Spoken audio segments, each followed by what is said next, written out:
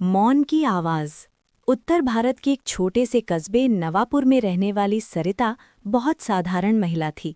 उसकी दुनिया उसके पति मोहन और सास शांति देवी तक ही सीमित थी। शादी के बाद सरिता ने कभी जोर से अपनी बात रखना नहीं सीखा। वो हर बात चुपचाप सह लेती थी। शांति देवी सख्त स्वभाव की थी। उन्हें लगता था कि बहू का काम सिर्फ घर संभालना है। सरिता सुबह से रात तक काम करती, फिर भी तारीफ के दो शब्द नहीं मिलते। खामोशी का दर्द। मोहन नौकरी के कारण अक्सर बाहर रहता। सरिता के मन में कई सवाल थे, लेकिन वो कभी कुछ कह नहीं पाती। उसे लगता था अगर मैं बोलूंगी तो घर में झगड़ा हो जाएगा।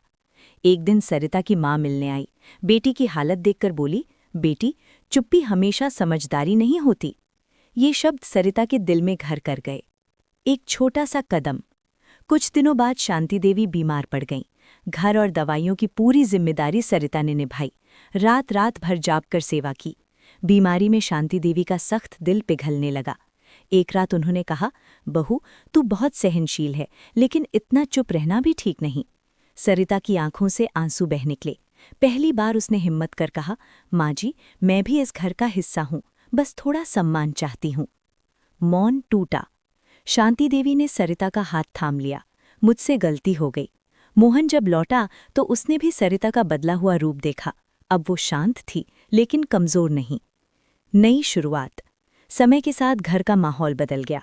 सरिता ने सिलाई का काम शुरू किया, अपनी पहचान बनाई।